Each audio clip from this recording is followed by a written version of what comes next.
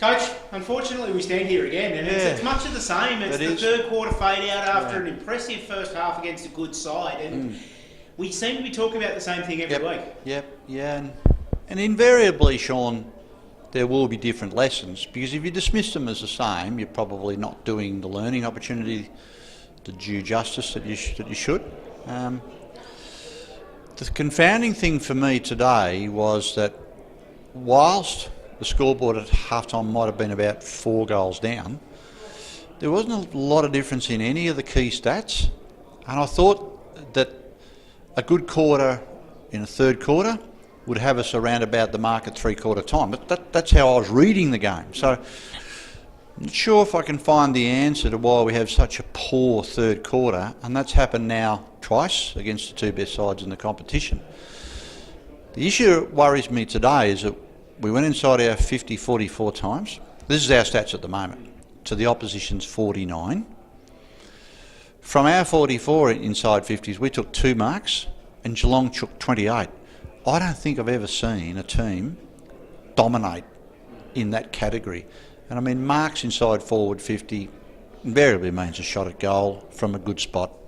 It's still the best way to kick a goal in Australian rules footy, take a mark inside forward 50. It was interesting as well because defensively we gave some jobs to a couple of boys to hold some of their key goal kickers quiet, and I thought they did that job as well. Obviously, Grimes and Handley, only 1 goal between them. That's right. Some really good job done by our defensive unit. But at the other end, they're also getting outmarked fairly. That's right, So in terms of our marking or our ability to counteract key players for the Falcons, we thought that was a massive tick, to restrict those 2 boys who have had very influential seasons.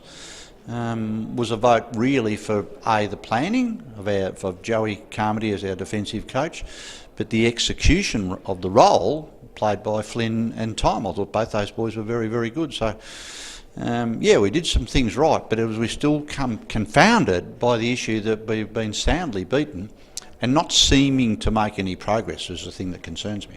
Bit of a change in the routine coming up this weekend. Back to Melbourne. First time we've headed on the road in probably 4 to 5 weeks now. Up to Icon Park to take on another top 4 team in the Murray Bush Rangers. And I suppose it'll be a similar kind of game that we'll play where they've got some very dominant players that we'll look to keep quiet. That's right, and we've got a good record at Icon Park. Well, we seem to go there. I think we seem to relish going there. I don't know how good the record is, but I think everyone who goes to the venue thinks it's a good spot to go.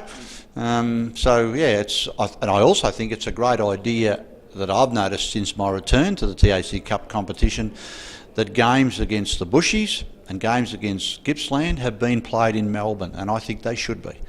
Both sides travel a lesser distance to meet at a very good venue in Melbourne. That makes sense to me.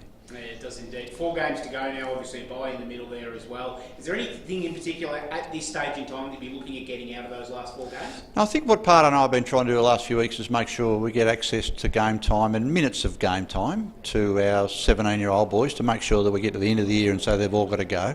Isaac Purcell is the obvious one who needs to come in, but he was rowing early in the year, did really well, he's rowing. Then he got some injuries and got a lack of continuity both in his preparation and playing with his local club. So he'll get an opportunity, but that's the one that we need to get a game into. And the other thing now is just to keep looking at, so where might some other players benefit from having a change up of roles? And we spoke to the boys at the end of the day now about being prepared to take on responsibility, to learn new roles or to be able to execute new roles at various times. So there's some opportunities there, but still the opportunity and the challenge, Sean, to continue to get better. We can't walk away from that. Yeah, definitely right. Some big work ahead. This week, obviously, preparing for the Bushies. And in the last 4 weeks, Coach, good luck for the preparation this week. Good on you, Sean. Thank you.